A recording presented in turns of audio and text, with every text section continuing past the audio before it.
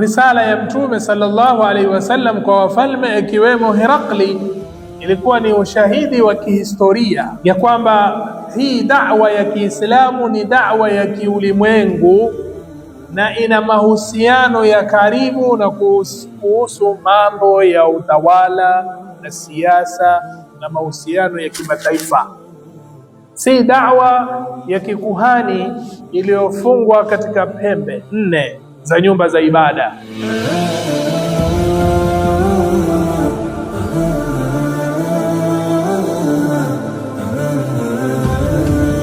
Salatu wassalamu ala rasulillah wa ala alihi wa sahbihi wa mawalah wa ala man tabi'ahu wa tarassama khutah.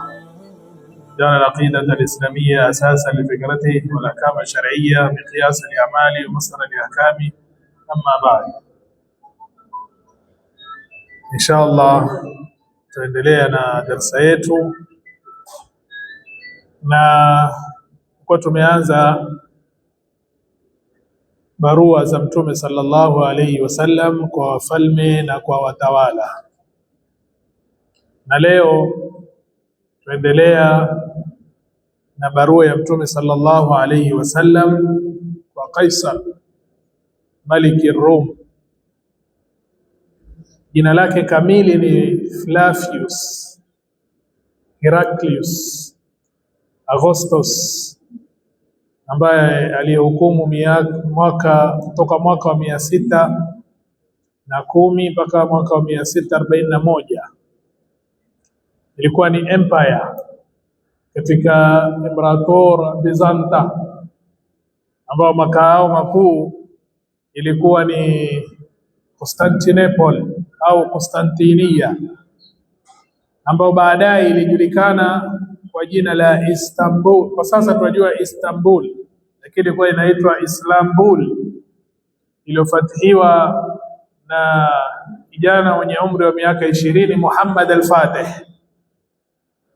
Kwa hiyo huyu mfalme ambaye barua alipelekewa ni katika wafalme wa dola hii kubwa ya Byzanta, ambayo ilitawala kwa muda mrefu sana mpaka kuja kwa makao yake makuu ambao kwamba ni Istanbul, yalikuja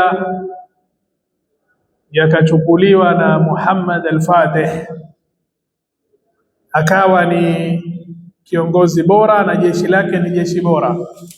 Mtume sallallahu alayhi wasallam alisema, la tuftahanna al-Qustantiniya fala ni'ma al-amiru amiruha wala ni'ma al-jayshu dhalika al-jaysh.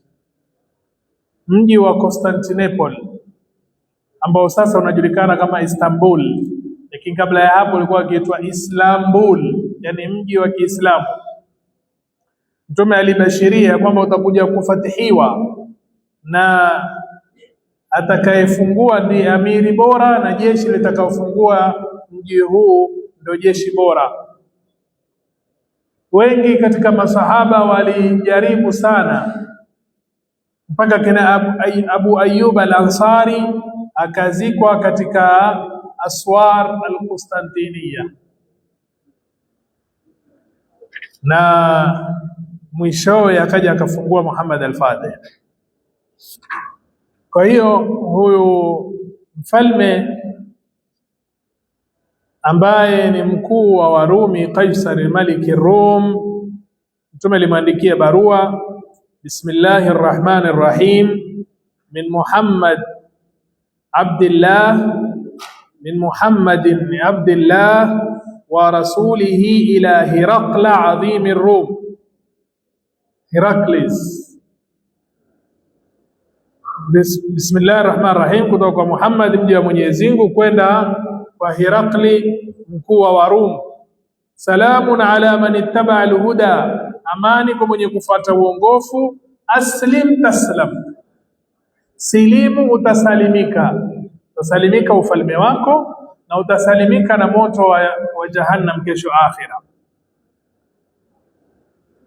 Aslim yu'tika Allahu ajraka marrataini, silimu Mwenyezi Mungu atakupa malipo yako na ujira wako mara 2. Akishakubali akisilimu ataachwa pale pale katika mamlaka yake, ahukumu na Uislamu. Hii ni ajiri ya kwanza, na ajiri ya pili ni kwa Mwenyezi Mungu Subhanahu wa Ta'ala. Fa in tawallaita, lakini ujumbe huu ukiupatia mgongo, fa inna alayka ithma al-arisiyin, basi ni juu yako dhambi la wafuasi wako. Kisha akamsomea aya ile ile ambayo alisomea wengine walikule nyuma katika al-kitab, ya ahla al-kitab ta'alu ila kalimatin sawa'in bainana wa bainakum alla na'budu illa Allah wa la nushrika bihi shay'a wa la yattakhidha ba'duna ba'dan arbaban min duni Allah fa in tawallaw faqulu ashhadu bi anna muslimun, kwamba waje katika neno la haki ambalo ni kumwabudu Mwenyezi Mungu Subhanahu wa Ta'ala na kutomshirikisha na wala kutowafanya wengine ni miungu. Kisha barua hii akampatia Dihyata bin Khalifa al-Kalbi, akamwambia ampelekee mkuu wa Basra, huyu ampelekee Kaisar. Na wakati ule Kaisar alikuwa ametoka kutoka Hims ya kule Syria na akaja Baitul Maqdis Palestina, mashian ala qadami, akitembea kwa miguu kwa ajili ya kumshukuru Mwenyezi Mungu Subhanahu wa Ta'ala kwa ushindi aliopata, fathi na intisara aliopata dhidi ya Wafursi. Ilipomjia yeye barua, akasema nileteeni mtu katika Waarabu. Alipoletewa barua akaisoma, akasema aletewe mtu katika Waarabu anayemjua Mtume sallallahu alaihi wasallam. Na Abu Sufyan wakati ule kuwa ameenda Sham kwa ajili ya biashara zake, wakampata Abu Sufyan akiwa na msafara wa Makuraish, wakaja naye mpaka kwa Herakli, akawaita katika kikao chake, na pambizoni mwake kukiwa na udhama Rum, wale mabwana wakubwa wa Kirumi. Akawauliza sasa ule msafara wa Makuraish ambao toka Makka, ayyuhum aqrabu ilayhi sallallahu alayhi wasallam nasaba, ni nani ni wakaribu na mtume kinasaba zaidi? Wakawambia ni Abu Sufyan. Basi akamsongeza karibu, na wale wengine waliokuwa naye katika msafara ule akawaambia wakae nyuma. Kisha akawaambia inni sa'ilun hadha an hadha ar-rajuli ay an-nabi sallallahu alayhi wasallam, mimi nitamuuliza huyu kuhusu huyu mtu, kuhusu mtume sallallahu alayhi wasallam. Fa in kadhabani fakadhibuhu, akinidanganya basi semeni kwamba huyu amesema urongo. Abu Sufyan akaona haya kusema urongo akiwa pamoja na watu wake. Herakli akaanza kumuuliza, kaifa nasabuhu fikum, nasaba yake ni vipi kwenu nyinyi, yani mtume sallallahu alaihi wasallam. Akasema huwa fina dhu nasab, mtume ana nasaba nzuri. Faqal, Herakli akasema, fahal qala hadha alqawla minkum ahadun qablah, je, maneno haya anayasema huyu kunayo yoyote miongoni mwao aliyosema kabla yake? Akasema la, Abu Sufyan. Herakli akauliza tena, fa ashrafu an-nas ittaba'uhu wa du'afa'uhum, wabwana wakubwa ndio waliomfuata ama ni wale wanyonge? Akaambia bal du'afa'uhum, wale wanyonge ndio wenye kumfuata. Akamwambia tena, akamuuliza ayaziduna am yanqusun, waliomfuata wanazidi au wanapungua? Qala bal yazidun, wanazidi. Qala falyartaddu ahadun minhum sukhtatan lidini ba'da an yadkhula fi, mtu anaritadi kwa kuchukia dini yake baada ya kuingia katika dini hii? Kaambia la, hakuna anayeritadi kwa kuchukia dini. Qala fa hal kuntum tattahimunahu bilkadhibi qabla an yaqula ma qala, Je, mlikuwa mamtuhumu kwa urongo wote huyu bwana kabla ya kusema alichokisema? Akasema la. Akamwambia fahali yaktur, je anavunja ahadi? Akamwambia la. Abu Sufyan hapa akawa ni mwenye kuingiza neno lenye kutia shaka, akasema sisi na yeye tuko katika mkataba, wa nahnu minhu fi muddatin la nadri ma huwa fa'ilun fiha, kuna muda sijui atafanya nini. Kisha mfalme akamuuliza fahal qataltumuh, mumempiga vita, mumepigana naye? Akasema naam. Akaambia kaifa kana qitalukum iyyahu, mumepigana naye, ilikuwa vita vyenu na yeye ni vipi? Akasema alharbu bainana wa bainahu sijal, asema vita baina yetu na baina yetu ni kushinda na kushindwa. Yanalu minna wa nanalu minhu, yeye atuwahi na sisi tumwahi. Kisha akamwambia wamadha yaamurukum, anawaamrisha nini? Anasema i'budu Allaha wala tushriku bihi shay'a, mabuduni Mwenyezi Mungu msimshirikishe na chochote. Watruku ma yaqulu abaukum, wacheni kile anachosema wazee wenu. Wayamuru bis salati waz zakati was sidqi, anaamrisha swala, zaka, kusema ukweli, wala afafi, na kujizuia na zina na kuomba na ifa, wasilati, na kuunga kizazi.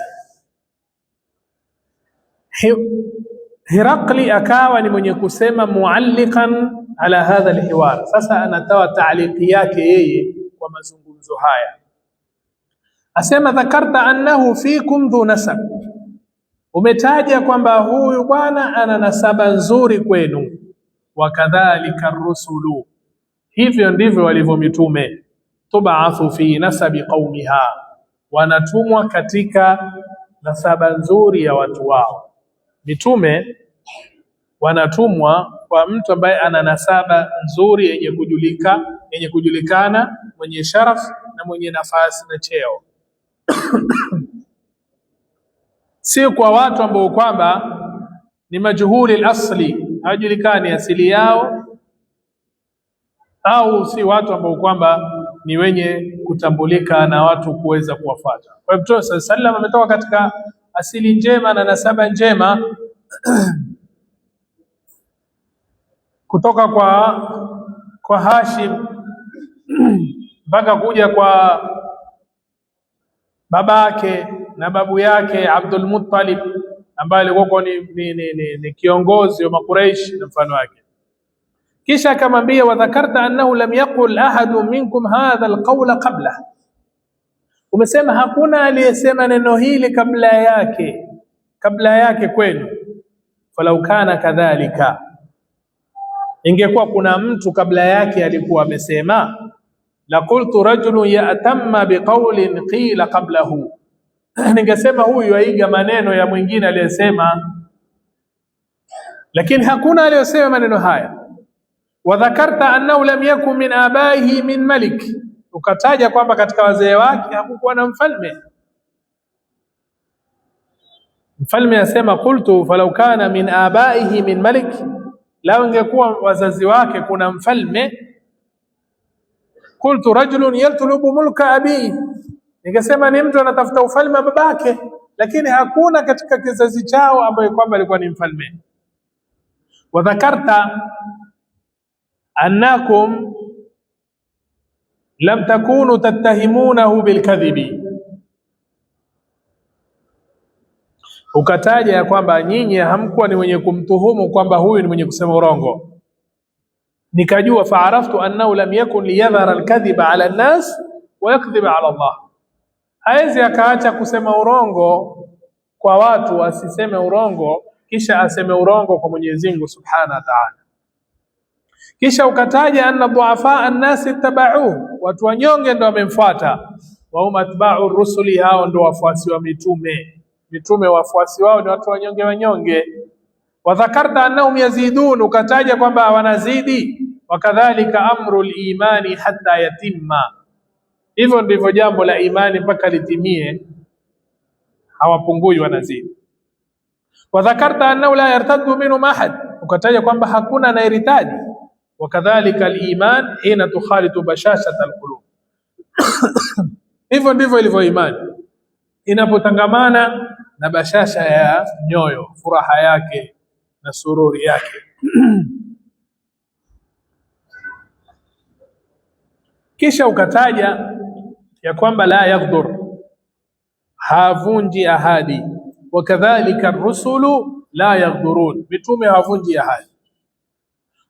Wadhakarta annahu yaamurukum an ta'budu Allah, ukataja kwamba huyu mtume anawaamrisha mumwabudu Mwenyezi Mungu, msimshirikishe na chochote, akawakataza msiabudu masanamu, anawaamrisha mswali, mseme ukweli, mjizuie na zina. Fa in kana ma taqulu haqqa, ikiwa unayasema ni ya kweli, fasayamliku mawdhi'a qadamayya hataini, huyu bwana atakuja kutawala sehemu ya nyayo zangu hizi, atakuja kumiliki sehemu ya nyayo zangu hizi. Kisha akasema kad kuntu alamu annahu kharij, nilikuwa najua ya kwamba mtume atatokea katika zama hizi, walakin adhunnu walam akun adhunnu minkum, lakini sikudhani kwamba atakuwa katika nyinyi wa Arabu. Falau anni a'lamu anni akhlusu ilayhi, lau mimi najua ya kwamba naweza kumfikia kwenda nikampata face to face, latajashamtu liqaa, ningefanya bidii nikabeba dhiki zote niweze kukutana na huyu bwana. Walau kuntu indahu, na ningekuwa kwake huyu, la ghasaltu an qadamayhi, ningeosha nyayo zake, nikaosha miguu yake. Kisha akaitisha ile barua, akasoma, sauti zikanyanyuka, wakathura al-laghat, mijadala ikakithiri pale, manake wale watu wake wakubwa wamekaa nao na mawaziri na nani, na yeye wazungumza maneno haya. Akatoka Abu Sufyan akawaambia, Abu Sufyan sasa akiwaambia wenzake, laqad amira amru ibn abi kabsha, bwana Abi Kabsha ni mmoja katika watu wa Khuzaa aliyetoka katika dini za Waarabu, ikawa ni mtu wa kwanza aliyetoka katika dini zao. Sasa wao wanamkejeli mtume, wanampa jina la yule bwana Abi Kabsha. Kwa hivyo wanasema huyu bwana Abi Kabsha jambo lake limekuwa kubwa, innahu la yakhafu maliku bani al-asfar, mfalme wa watu wekundu wa manjano hawa yamuogopa huyu bwana wetu, kijana wetu huyu wa Makka ambaye ni mtume sallallahu alaihi wasallam. Abu Sufyan kutoka wakati ule alikuwa ana yakini ya kwamba dini ya mtume itadhihiri na mtume sallallahu alaihi wasallam atakuwa juu yao, mpaka alipowafikiwa na Mwenyezi Mungu akaingia katika Uislamu. Herakli akapokea ile barua, kisha yule mjumbe wa mtume akampatia mali, akampatia na nguo, kisha akarudi Hims, sehemu ya Syria. Akawaita mabwana wakubwa wote wa Kirumi waliokuwa katika mitaa ya pale, akawaita akasema, fungeni milango. Milango ikafungwa. Kisha akasema, ya ma'ashara rum, enyi Warumi, halakum fil falahi warushdi, yani waambie mafanikio, falah na uongofu, wa yathbuta mulkukum, ufalme wenu ubakie, niwaambie jambo la salah na rushdi. Basi akaambia, fatutabi'u hadha an-nabiyya, mfuateni mtume huyu, jambo la rushdi na salahi naloambia mfuateni huyu mtume ni mkweli. Kwa sababu maukifi yake tangu mwanzo alipoona hii risala ya mtume sallallahu alaihi wasallam na yale maswali aliyomuuliza Abi Sufyan, aliyakinisha ya kwamba huyu ni mtume. Na risala ya Mtume sallallahu alaihi wasallam kwa wafalme ikiwemo Herakli ilikuwa ni ushahidi wa kihistoria ya kwamba hii da'wa ya Kiislamu ni da'wa ya kiulimwengu na ina mahusiano ya karibu na kuhusu mambo ya utawala na siasa na mahusiano ya kimataifa. Si da'wa ya kikuhani iliyofungwa katika pembe 4 za nyumba za ibada, bali ni da'wa inaowahutubia wafalme, ni da'wa inaozungumza alaqati ad-dawliya, inazungumza masala ya hukumu na siasa. Kwa hivyo huyu bwana alikuwa na yakini kwamba huyu ni mtume, akaambia wamfuate mtume huyu, mtafaulu na ufalme wenu utabakia. Wale Warumi na watu wao wakaanza sema, muallif hasu haisata humuri alwahshi ila alabwab, akawa anazunguka kama pundamilia vile, kenda mbio huku na huku, wamechanganyikiwa. Vipi bwana tuambia sisi tusilimu tumfuate mtume huyu? Kaisar alipoona hawa watu hawataki, akaambia waiteni warudisheni. Wakarudishwa. Kisha akaambia, inni qultu maqalati akhtabiru biha shiddatakum ala dinikum, ninaangalia kama nyinyi mna thabati kweli katika dini yenu, yani mumeshikana na dini yenu kweli, lakini nimeona kweli nyinyi hamtaki kuacha dini yenu. Sasa yeye baadaye alihofu ufalme wake na mulki yake, akabadilika. Sasa ule ukweli aliokuwa akiuzungumza akaufanya ni mzaha, wakamsujudia, wakaridhia, wakaona sasa basi endelea kuwa mfalme. Lakini alijua kwamba huyu bwana dini yake kidhihiri hapa atakuja miliki. Na wakati Sayyidina Umar alipofathi biladi hizi za Suria na nini, mfalme wa Rumi alisema, wada'an ya Suria, wada'an la rujua baada, kwa heri, haturudi tena sisi hapa, sisi mabizanta hapa ndo basi sisi tushatolewa. Kwa hivyo katika kisa hiki yabainika ya kwamba arafa an-nabiy sallallahu alayhi wasallam wa sidqa nubuwatihi tamam al-ma'rifa, alijua kweli kwamba huyu ni mtume, walakin ghalaba alayhi hubbu mulkihi, upenda kule ufalme, hakusilimu na akabeba dhambi na dhambi la raia wake kama alivyosema Mtume sallallahu alaihi wasallam. Ama huyu Dihya bin Khalifa al-Kalbi alikuwa amepewa barua, alipofika katika njia akirudi kuelekea Madina, watu katika Bani Judham wakawa ni wenye kumkatia njia yake, wakampora mali zote, hawakumwachia kitu hata kimoja. Alipofika Madina na kumweleza Mtume sallallahu alaihi wasallam, Mtume sallallahu alaihi wasallam akamtuma Zaid bin Haritha akiwa na wapiganaji 500, wakawa ni wenye kuchukua ghanima, wakawa ni wenye kuchukua takriban mbuzi 5,000, wanawake wakatekwa nyara masabaya. Na Zaid bin Rifaa al-Judhami ambaye alikuwa mmoja katika viongozi, alikuwa amesilimu, akaenda kwa Mtume sallallahu alaihi wasallam. Mtume akamrudishia ghanima na wale wanawake waliotekwa nyara na watoto katika vita vile. Kisha Mtume sallallahu alaihi wasallam akaandika barua nyingine kumwandikia Harith bin Abi Shamar al-Ghassani, amiri wa Damascus, Dimishq, ambaye alikuwa akitawala kwa niaba ya Kaisar. Na barua alimwandikia, bismillahir rahmanir rahim, min Muhammad rasulillah ila al-Harith bin Abi Shamar, barua kwenda kwa Harith bin Abi Shamar, salamun ala man ittaba al-huda wa amana billahi wa saddaqa, amani kwa aliyefuata uongofu akaamini na akasadikisha. Wa inni ad'uka an tu'mina billahi wahdahu la sharika lah yabqa laka mulkuk, mimi nakulingania umwamini Allah peke yake asiokuwa na mshirika, ufalme wako utabakia.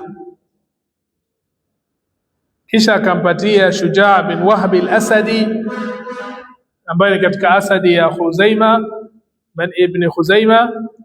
Aliposoma ile barua akaitupa, kisha akasema yeye ujue ni mtawala kwa niaba ya Kaisar. Akasema nani atakayeshindana na mimi na ufalme wangu? Man yanza'u, nani atanivua mulki minni, ufalme wangu kutoka kwangu? Akajiandaa kutuma jeshi kwenda kuwapiga vita Waislamu katika mji wa Madina. Kisha akamwambia Shujaa bin Wahb, mwambie akhbir sahibaka bima tara, hivi unavyoona mwambie mtu wako. Kisha akamtaka Kaisar aende kupigana vita na Mtume sallallahu alaihi wasallam. Kaisar akamwambia hapana, sanahu Kaisar, akamwambia vita usipigane naye. Alipoona vile basi akawa ni mwenye kupewa mavazi na nafaka, akarudishwa kwa uzuri. Barua nyingine Mtume akaandika kwa amiri wa Basra ambao ni Iraq, akimlingania katika Uislamu. Kisha akatuma barua na Harith bin Umair al-Azdi. Alipofika sehemu ya Mu'ta ni sehemu ambayo kwamba iko karibu na Jordan. Sharhabil bin Amr al-Ghassani akawa ni mwenye kukata msafara wake, kisha akamuua huyu mjumbe wa Mtume al-Harith bin Umair al-Azdi. Na ikawa hii ni amali ya kiuadui ya kipekee kwa wajumbe, kwa sababu wajumbe hawauawi, na mjumbe wa Mtume huyu pekee ndiye kwamba aliuawa. Mtume alikasirika sana, na hii ndio iliyopelekea vita vya Mu'ta. Baadaye tutakaozungumza, kulikuwa na sababu nyingi ya vita vya Mu'ta, lakini hii ni mojawapo. Inshallah Mwenyezi Mungu akijalia katika kuzungumza vita vya Mu'ta atakuja kutaja. Kisha akaandika barua nyingine kwa Haudha bin Ali sahibi al-Yamama. Tukimalizia hizi barua za Mtume leo inshallah kwa haraka haraka. Bismillahir Rahmanir Rahim.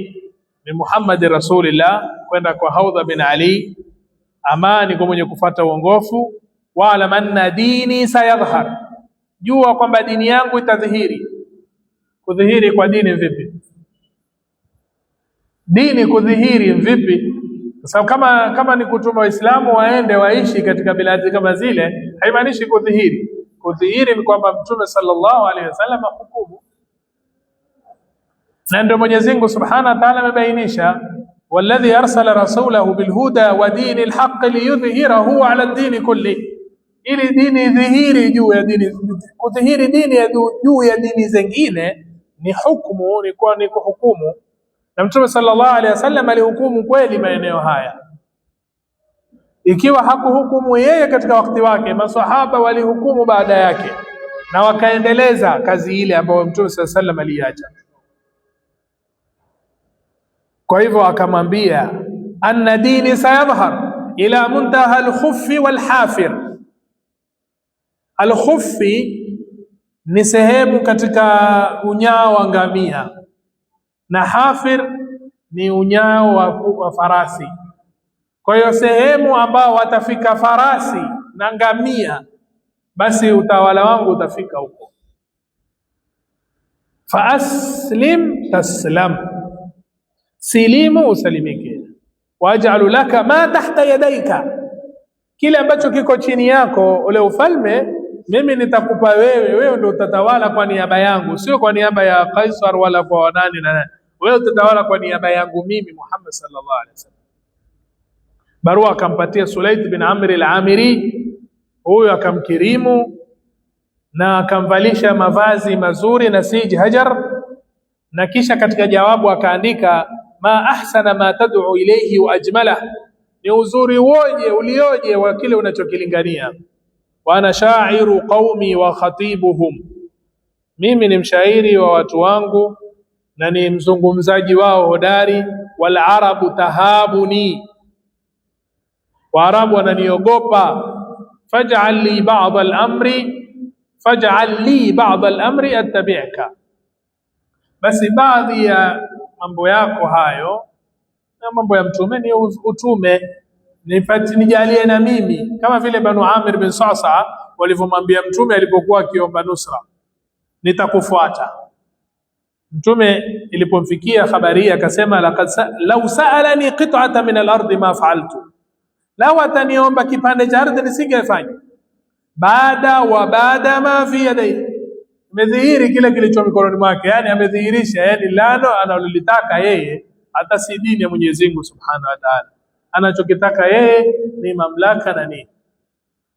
Kwa hivyo Mtume sallallahu alaihi wasallam akawa ni mwenye kumkatalia, akafa Mtume wakati anaenda kufatihi Makkah. Kisha barua ambayo ni ya mwisho aliandika kwa Mundhir bin Sawa, mfalme wa Bahrain. Alimlingania katika Uislamu, kisha akampa Ala bin al-Hadrami akasilimu al-Mundhir, na baadhi ya watu wa Bahrain wakasilimu, wengine wakabaki katika dini zao, Mayahudi na Majusi wenye kuabudu moto. Kisha Mundhir akamwandikia barua Mtume sallallahu alaihi wasallam akimtaka, akimuuliza maswali kuhusu kwamba kuna wengine wamesilimu katika Bahrain, lakini wengine wamebaki katika Majusi na katika Uyahudi. Vipi? Mtume sallallahu alaihi wasallam akamamrisha Waislamu waachwe na wale ambao kwamba ni Mayahudi na Majusi watoe jizya, wa annaka mahma tuslih falam na'zilka an amalik. Kwa hivyo akabaki yeye katika kazi yake, ni kama kiongozi. Mtume hakumtoa, kabaki ana hukumu, akachukua jizya kutoka kwa Mayahudi na Majusi, lakini na jizya yachukuliwa kutoka kwa wale ambao kwamba wana uwezo. Si kila mmoja anatoa jizya. Wale ambao kwamba ni madhaifu kabisa, wana kitu, wanasaidiwa na daula ya Kiislamu. Kwa hiyo akachukua jizya kutoka kwa Mayahudi na Majusi. Ama Waislamu asili wao wenyewe wao wanatoa zaka. Afwan, barua ya mwisho ni mfalme wa Oman, Jaifar na nduguye. Mtume sallallahu aliandika, bismillahir rahmanir rahim, min Muhammad rasulillah ila Jaifar wa Abdi ibnai Julanda. Hawa watoto wa Julanda wawili, Jaifar na Abdi. Mtume akasema, salamu ala man ittaba alhuda, amma ba'd, mimi nalingania bidiayati alislam, aslima taslama, fa inni rasulullah ila an-nasi kaffa, mimi ni mtume Mwenyezi Mungu kwa watu wote, liundhira man kana hayyan wa yahiqqa alqawlu ala alkafirin, fa innakum in aqrartum bilislami, mkikubali uislamu, walaytukuma, nitawapatia wilaya hii ya Oman, nitakuwa ni wenye kusimamia. Wanabaituma an tuqirra bilislami, mkikataa kukubali uislamu, fa inna mulkakuma zail, ufalme wenu utaondoka. Wa khailun tahillu bisahatikuma, na farasi watatukia katika kumbi zenu, bimaana ya kwamba jeshi la Kiislamu litafika huko. Watadharu nubuwati ala mulkikuma, na utume wangu utadhihiri, utakuwa juu ya ufalme wenu. Kisha akampa Amr bin al-As barua. Alipokuja Oman akakutana na Abda ibn al-Julanda, kisha akamuuliza Abdi kuhusu kile anachokilingania, akamwambia kwa kumpwekesha Allah na kuacha katika yale alikuwa akiabudu, ashuhudie Muhammad abduhu wa rasuluhu. Baada ya mjadala baina yao akamwambia Muhammad sallallahu alaihi wasallam anaamrisha nini? Akaambia anaamrisha kumtii Mwenyezi Mungu na anakataza kwa maasi, anaamrisha wema na kuunga kizazi, anakataza dhulma, uadui, zina, kunywa tembo, kuabudu mawe na masanamu na miti na misalaba. Huyu bwana Abdi akasema, ma ahsana hadha alladhi yad'u ilayhi, ni uzuri ulioje huu anaulingania. Asema, lau ndugu yangu atanifuata basi tungepanda farasi na kipando mpaka tukaenda kwa Muhammad na kumsadikisha. lakini ndugu yangu asema ni adhannu bimulki, anapupa sana na ufalme wake, sidhani kama ataacha na awe yeye ni mfuasi tu mkia kwa wengine. Amru akamwambia, ufahamu Amru bin al-As ni katika dahia, ni katika watu hodari waliokuwa katika dawahi Quraish. Asema in aslama akhuka, akisilimu nduguyo, malakahu Rasulullah sallallahu alaihi wasallam ala qaumihi, mtume atammilikisha juu ya watu wake, yeye atawatawala yeye. Na fa akhadha sadaqa min ghaniyihim, atachukua zaka kutoka kwa matajiri fayarudda ala faqirihim, atachukua zaka kutoka kwa matajiri atawapa maskini. Akasema inna hadha la khuluqun hasan, hii ni tabia nzuri. Kisha akauliza kuhusu hii sadaka zaka, akaelezwa kuhusu ufafanuzi wake. Kisha alipomtajia kuhusu mifugo kwamba wanachukuliwa zaka, nao pia akasema na watu wangu sidhani kama wataridhia. Kisha abdi huyu akamfikisha amri kwa nduguyo Jaifar, akampa barua akaisoma. Kisha akamuuliza kuhusu Makureshi walifanya nini. Akaambia Makureshi aghlabu yao wamesilimu, na ukisilimu utasalimika. Maana utasalimika ufalme wako, utasalimika na moto wa jahannam. Wa illa wata'atuhu alkhayl wa tubida khadra'ahu, akikataa basi farasi watakanyaga katika ardhi yake, afahamu hilo. Basi akaambia basi subiri mpaka kesho. Ilipofika kesho wakadhihirisha kama wataweza kuthubutu kidogo, lakini baadaye wakakaa na nduguye wakashauriana, wakasilimu yeye na nduguye, na wakawa ni wenye kuacha amri kuchukua zaka, na wakamsaidia sana. Hii barua muallif asema walitumiwa baada ya fathi Makkah, lakini ama barua zingine zote zilitumwa kwa hawa viongozi baada ya mtume kutoka katika Hudaybiyah. Alifanya mkataba na Makuraish kwa kusimamisha vita miaka 10, akawa na fursa sasa ya kuzungumza na wafalme na kisha baadaye kupambana na Mayahudi wa Khaybar. Inshallah Mwenyezi Mungu Subhanahu wa Ta'ala kwa haya machache tujalie min alladhina yastami'una alqawla fayattabi'una ahsana. Rabbana taqabbal minna innaka antas samiul alim wa tub alayna innaka antat tawwabur rahim. Subhanakallah bihamdik ashhadu an la ilaha illa anta astaghfiruka wa atubu ilayk. Subhana rabbika rabbil izzati amma yasifun wa salamun alal mursalin walhamdulillahi rabbil alamin wa jazakumullahu khairan.